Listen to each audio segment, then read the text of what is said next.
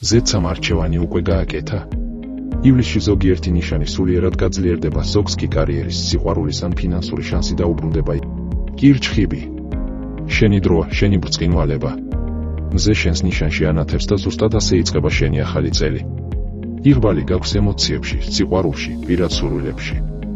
ის, რაც შენგან შორს იყო, ამ თვეში დაგიბრუნდება ან მოვა უკეთესად. ლომი. მოემზადე ბრწყინვალებისთვის. ივლისის მეორე ნახევრიდან მზე გადმოდის შენს ნიშანში, იწყება შენი დრო. იღბალი მოდის კარიერაში, შემოქმედებაში, რომანტიკაში. ცენტრში ზუსტად შენ ხარ. ტყუპები.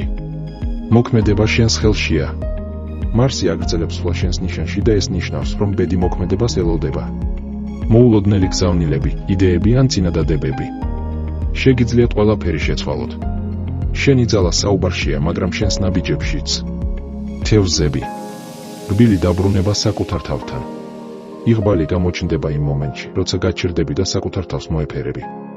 შემოქმედებითი შანსი, ემოციური შვება ან ახალი კავშირი, ზუსტად ისე მოვა, როგორც სიზმარში. ქალწული. პრაქტიკული გამარჯვება.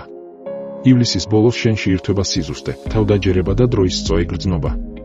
იღბალი მოდის საქმეებში, კონტრაქტებში, ფინანსურ საკითხებში. ის, რასაც ფიქრობდი, რომ გიჟური იდეა იყო, ყველაზე პრაქტიკულ შედეგს მოგიტანს.